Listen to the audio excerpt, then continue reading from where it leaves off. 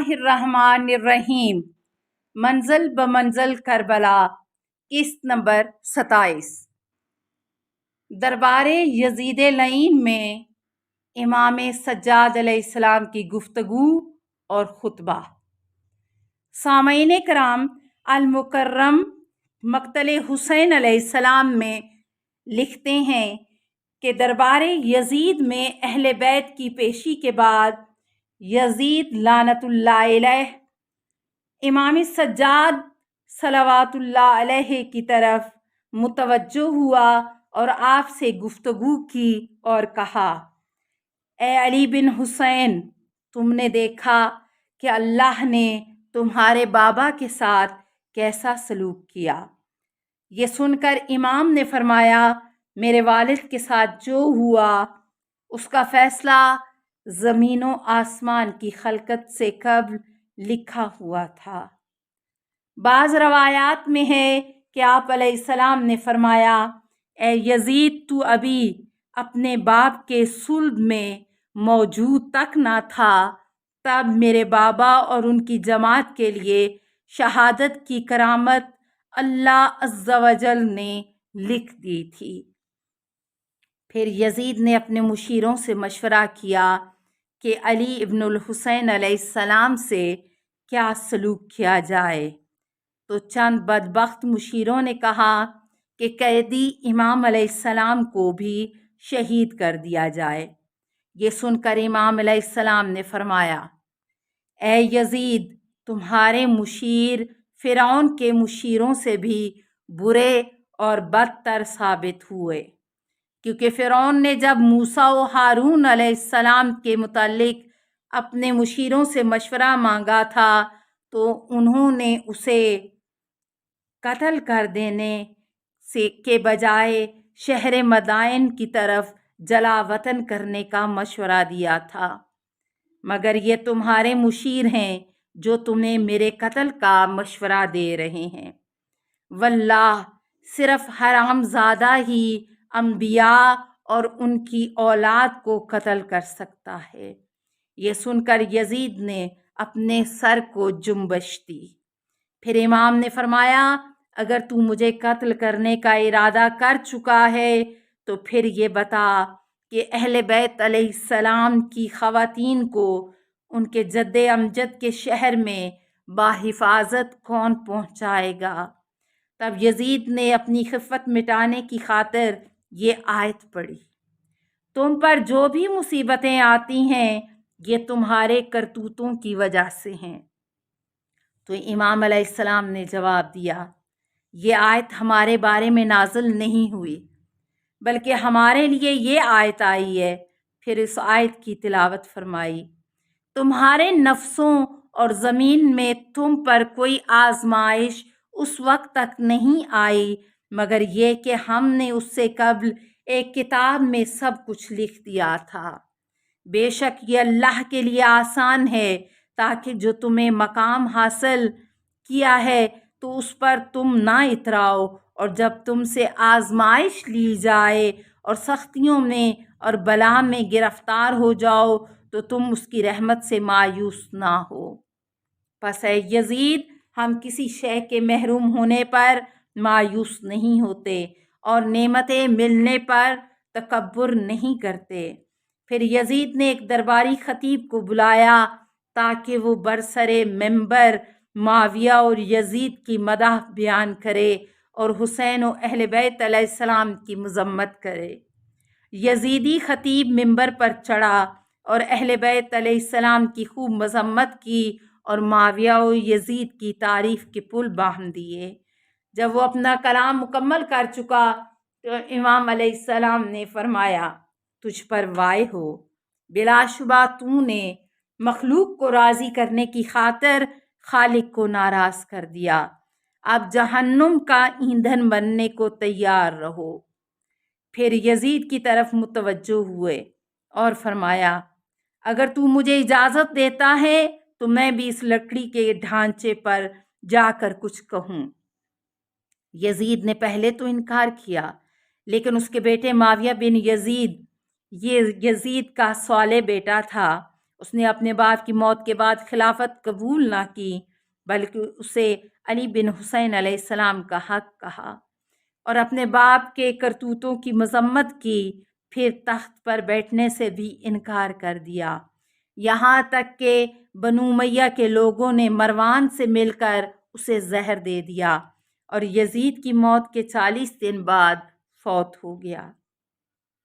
اس نے یزید سے کہا کہ اس نوجوان کو خطبہ دینے دیں، لگتا یہی ہے کہ یہ ایسا نہ کر پائے گا، کیونکہ ضعف و ناتوانی اور قید و مصیبتوں کی کثرت کی وجہ سے یہ اس حالت میں نہیں کہ کچھ کر سکیں۔ تو یزید بولا، یہ وہ لوگ ہیں جن کو ورثے میں فصاحت و بلاغت ملتی ہے اور انہیں علم اس طرح بھرا جاتا ہے جس طرح پرندہ اپنے بچے کو دانہ بھرتا ہے۔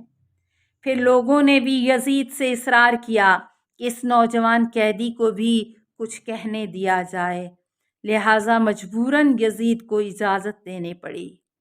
پس امام علیہ السلام منبر پر تشریف لے گئے اور قیدی امام نے یوں خطبہ دینا شروع کیا۔ خطبہ امام سجاد علیہ السلام۔ اس اللہ کی حمد ہے جس کی ابتدا و انتہا بیان کرنا ممکن نہیں، وہ ہمیشہ باقی رہنے والا ہے، وہی دن رات کا خالق ہے۔ ایھا الناس، اللہ نے ہمیں 6 چیزیں عطا کی ہیں جو ہمارے علاوہ کسی کو عطا نہیں کی گئیں، اور 7 امور سے ہم کو مخلوق پر فضیلت دی ہے۔ بس جو 6 چیزیں ہمیں عطا ہوئی ہیں وہ علم، حلم، شجاعت، فصاحت، بردباری اور مومنین کے دلوں میں ہماری محبت ہے، اور جن 7 امور سے ہمیں فضیلت ملی ہے وہ یہ ہے: اللہ نے اپنے آخری نبی کو ہم میں سے قرار دیا، صدیق علی ابن ابی طالب ہمارے ہیں، طیار بھی ہمارا ہے، اس امت میں اللہ اور اس کے رسول کے شیر حمزہ بھی ہمارے ہیں، اور اس امت کے 2 سید و سردار حسن و حسین علیہ السلام بھی ہمارے ہیں، سیدۃ النساء العالمین ہماری ماں ہیں، اور اس امت کے مہدی علیہ السلام بھی ہم ہی میں سے ہوں گے جو زمین کو عدل سے بھر دیں گے۔ لوگوں، تم میں سے جو مجھے جانتا ہے سو جانتا ہے، جو نہیں جانتا میں اسے اپنا تعارف کرا دیتا ہوں، میں فرزند مکہ و منا، زمزم و صفا ہوں، میں اس کا فرزند ہوں جس نے حجر اسود کو چادر میں لپیٹ کر اس کے مقام پر اسے نصب کیا۔ سامعین کرام، ایام جاہلیت میں رسول اللہ صلی اللہ علیہ وآلہ وسلم کے مبعوث بر رسالت قبل واقعے کی طرف اشارہ ہے۔ جب کعبہ کی تعمیر نو ہوئی اور حجر اسود کو اس کے مقام پر رکھنے پر عرب قبائل میں تنازع ہوا، ہر کوئی چاہتا تھا کہ اسی کا قبیلہ یہ افتخار اور شرف حاصل کرے، پس اس تنازع کا حل رسول اللہ نے نکالا، جس کا ذکر امام علیہ السلام نے اس خطبے میں کیا، یعنی حجر اسود کو چادر میں لپیٹ کر سب قبائل کو اسے تھامنے دیا گیا۔ پھر آپ صلی اللہ علیہ وآلہ وسلم نے درمیان سے حجر اسود کو پکڑ کر اسے اس جگہ نصب کر دیا جہاں آج یہ موجود ہے، کیونکہ نبی یا ولی کے علاوہ حجر اسود کو اس کی جگہ دوسرا نصب بھی نہیں کر سکتا۔ میں اس کا فرزند ہوں جو لباس و ردا پہننے والوں، حج و سعی کرنے والوں میں سب سے بہترین ہے۔ میں اس کا فرزند ہوں جسے اللہ نے آسمانوں کی براق پر سیر کرائی اور وہ قاب قوسین او ادنیٰ کی منزل پر جا پہنچے۔ میں اس کا فرزند ہوں جس نے ملائکہ آسمان کو نماز پڑھائی۔ میں اس کا فرزند ہوں جس کی طرف اللہ نے وحی کی، سو تمہیں کیا معلوم کہ وحی کیا کی۔ میں اس کا فرزند ہوں جس نے بدر و حنین 2 تلواروں 2 نیزوں سے رسول اللہ صلی اللہ علیہ وآلہ وسلم کی مدد کی اور زندگی بھر ایک لمحے کے لیے کفر اختیار نہ کیا۔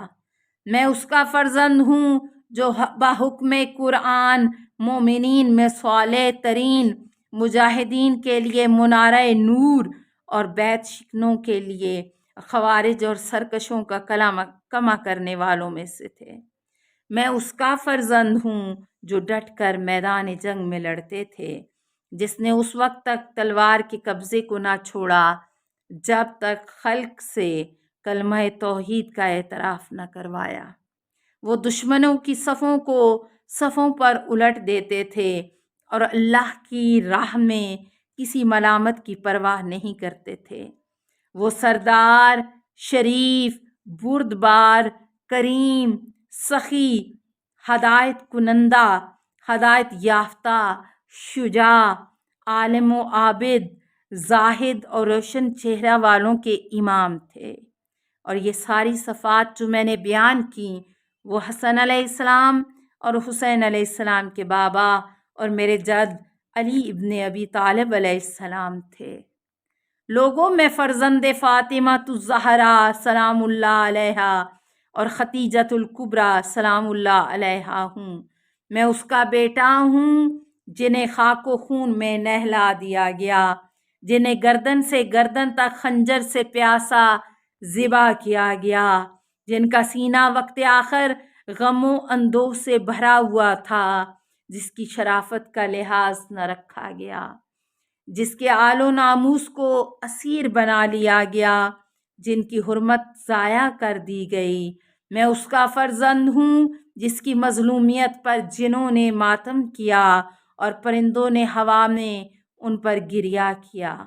بس یہ خطبہ سن کر دربار لعین سے رونے کی آوازیں بلند ہوئیں تو یزید نے خوف کے مارے مؤذن کو اذان دینے کا حکم دیا۔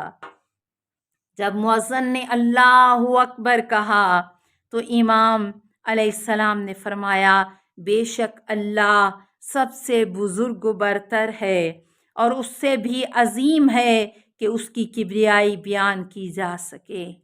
میرا خون، گوشت پوست اور بدن کا ذرہ ذرہ اس کی وحدانیت کی گواہی دیتا ہے۔ پھر مؤذن نے جب اشہد ان محمد رسول اللہ کہا تو آپ علیہ السلام نے یزید کی طرف متوجہ ہو کر فرمایا، اے یزید، یہ محمد صلی اللہ علیہ وآلہ وسلم جن کی رسالت کا اعلان اس آذان میں کیا جا رہا ہے، یہ تمہاری جد ہیں یا ہماری؟ اگر تم کہو کہ تمہاری جد ہیں تو تو فاسق ہے، اور یہاں بیٹھے سب جانتے ہیں کہ تو ایسا کہے گا تو جھوٹا ہوگا۔ اور اگر تو کہتا ہے کہ یہ ہماری جد ہیں تو یہ بتا کہ تو نے ان کی آل و انصار کو قتل کیوں کیا اور ناموس نبوت کو در بدر برہنہ سر کیوں پھرایا؟ یزید سے جب کوئی جواب نہ بن پڑا تو چیخ کر مؤذن کو حکم دیا کہ جلدی سے اقامت دے تاکہ نماز پڑھیں اور مشغول ہوں، اور اس طرح خطبہ امام کا اثر زائل کرنا چاہتا تھا۔ پس بعض نے نماز پڑھی اور بعض نے آپس میں چیمگوئیاں کرتے ہوئے متفرق ہو گئے۔ الا لعنت اللہ علی القوم الظالمین۔ السلام علیکہ یا ابا عبداللہ الحسین۔